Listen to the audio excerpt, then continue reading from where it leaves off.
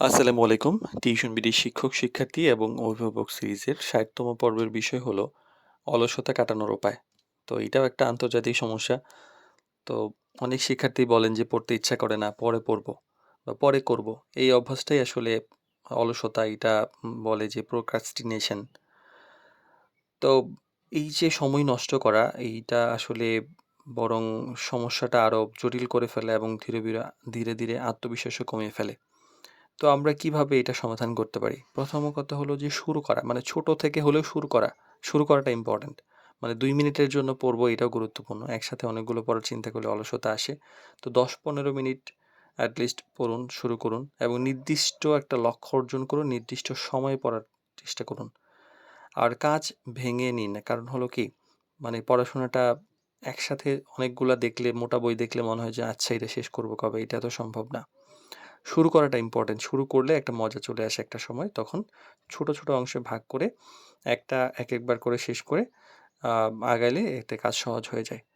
আর নির্দিষ্ট সময় ঠিক করাটা অনেক গুরুত্বপূর্ণ। যখন ইচ্ছা তখন পড়বো এইটা কিন্তু হয় না।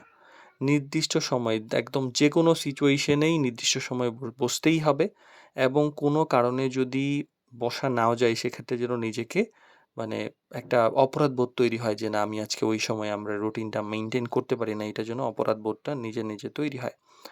আর মোবাইলটা নিয়ন্ত্রণ করুন। আসলে সবচেয়ে বড় সমস্যা এখন মোবাইল। তো এইটা নিয়ন্ত্রণ করতে হবে। পড়ার সময় দূরে রাখতে হবে, নোটিফিকেশন অফ রাখতে হবে।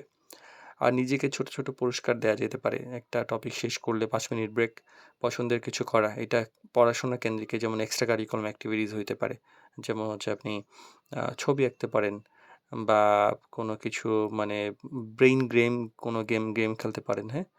তো এই ব্যাপারগুলা করা যেতে পারে। এতে মোটিভেশন বাড়ে।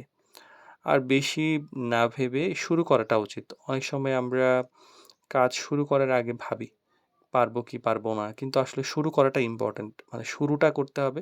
দেন বুঝা যাবে যে আসলে কোন দিকে গড়ায়। তো অলসতা আসলে কোনো স্বভাব না। এটা আমাদের একটা অভ্যাস। এটা পরিবর্তন করা যায়। যখন ছোট, ছোট কাজ করেন, নিয়মিত কাজ করেন, বিভ্রান্তি কমান, তখন ধীরে, ধীরে অলসতা কমে যায়।